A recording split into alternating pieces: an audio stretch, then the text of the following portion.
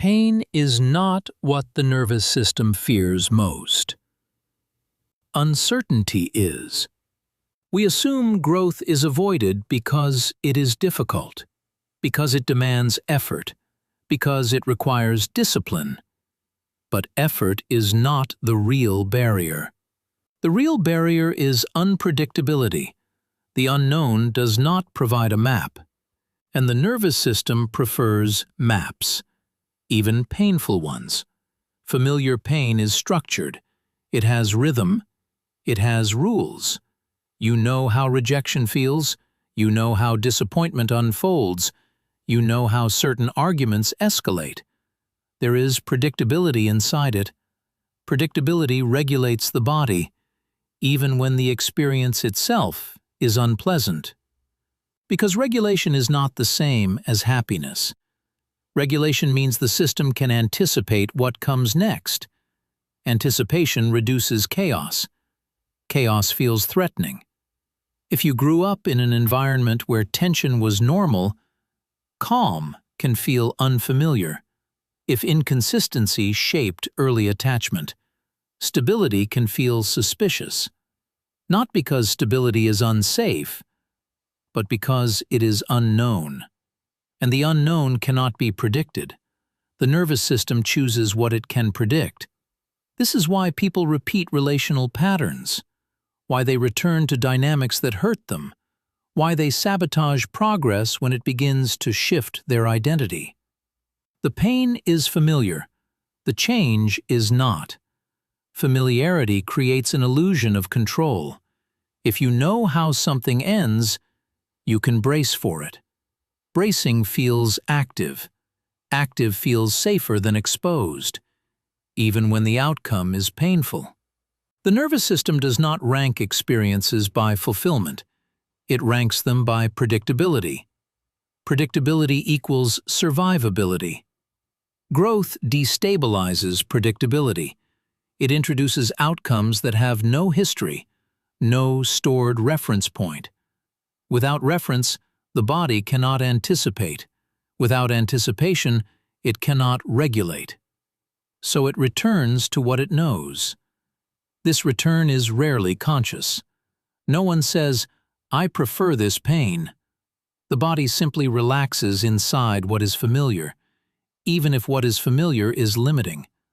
Familiar pain feels structured. Unknown change feels uncontained. Containment feels safer than possibility. The mind may want growth, but the nervous system wants continuity. Continuity feels like survival, and survival is chosen before fulfillment. This is why stability is often chosen over growth, not because growth is wrong, but because familiarity regulates faster than hope. And regulation, even through pain, feels safer than the unknown. The nervous system does not ask, "Is this fulfilling?" It asks, "Have we survived this before?" If the answer is yes, tension lowers, even if what was survived was painful. Pain that has already been endured becomes categorized. It has boundaries. You know how it begins. You know how it escalates. You know how it ends. That predictability reduces uncertainty. Uncertainty requires vigilance. Vigilance is exhausting. Exhaustion feels dangerous. So the body often chooses the pain it understands over the change it cannot map. Not because it enjoys pain, because it can anticipate it. Anticipation allows preparation. Preparation creates a sense of control. Control regulates fear, even if the situation itself is harmful. Consider how someone stays in a dynamic they can describe as unhealthy. They know the pattern. They can explain the dysfunction. But the rhythm is familiar. The emotional terrain is mapped.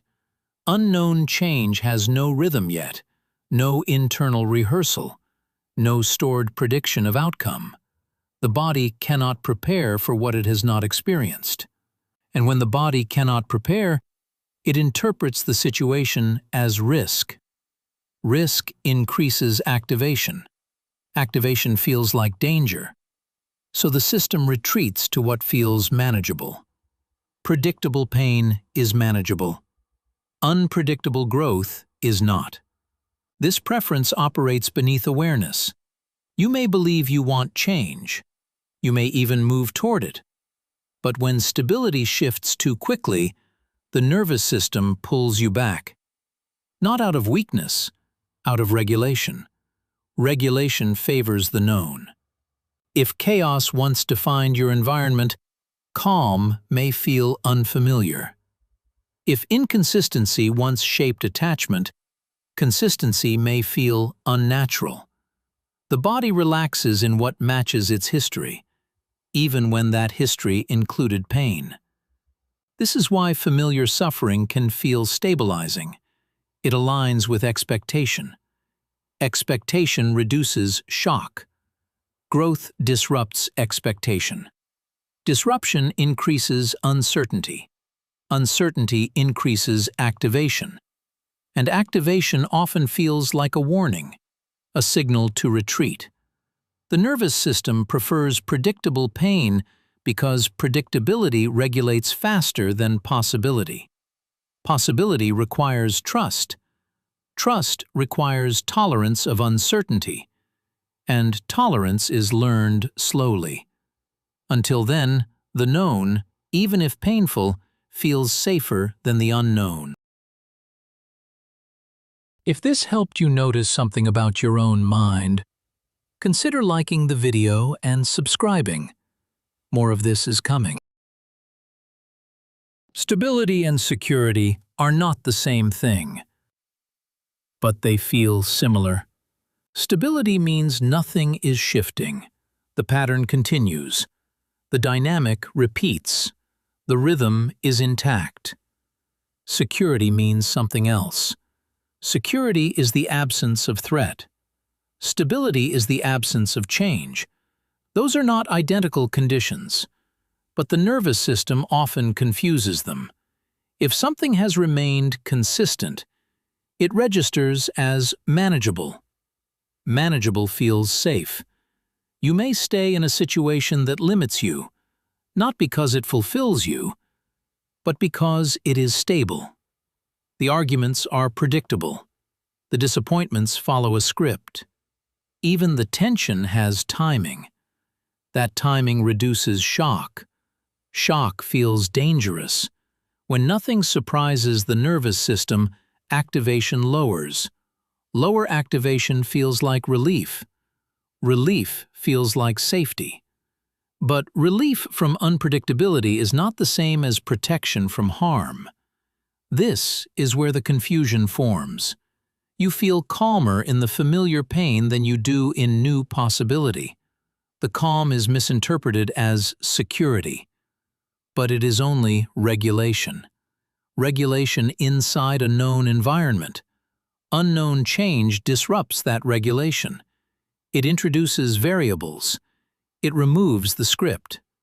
Without a script, the nervous system cannot anticipate. Anticipation is how it maintains control.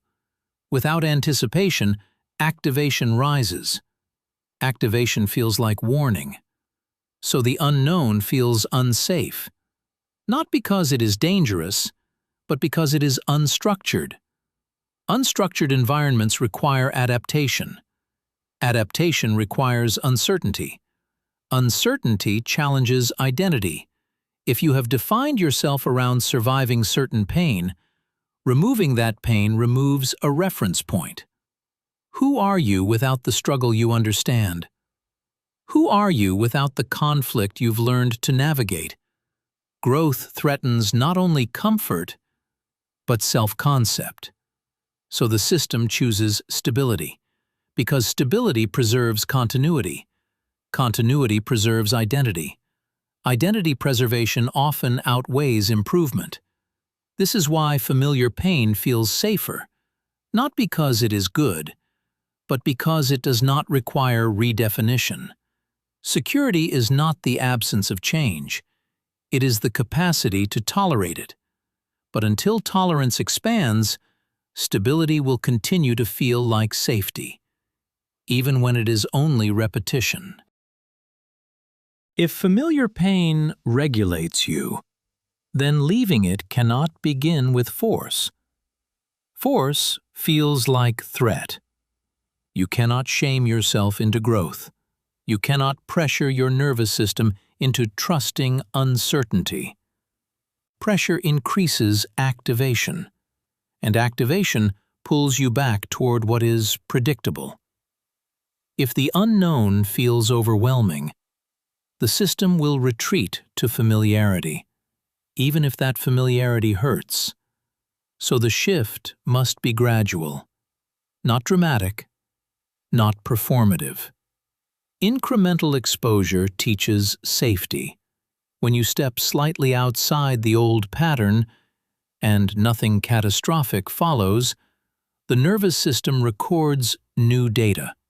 It learns that unpredictability does not equal collapse, that new dynamics do not erase identity, that unfamiliar calm does not signal danger. This learning cannot be rushed, because it is not cognitive. It is regulatory. You may still feel the pull toward what you know. That pull is not weakness. It is conditioning seeking equilibrium. But equilibrium can expand. Each time you remain in a new pattern long enough to regulate, each time you tolerate uncertainty without retreating, stability begins to include the unfamiliar. What was once activating becomes manageable. What was once unknown becomes integrated. Security slowly detaches from repetition. It attaches instead to adaptability, to the ability to remain steady while circumstances shift. That is real safety.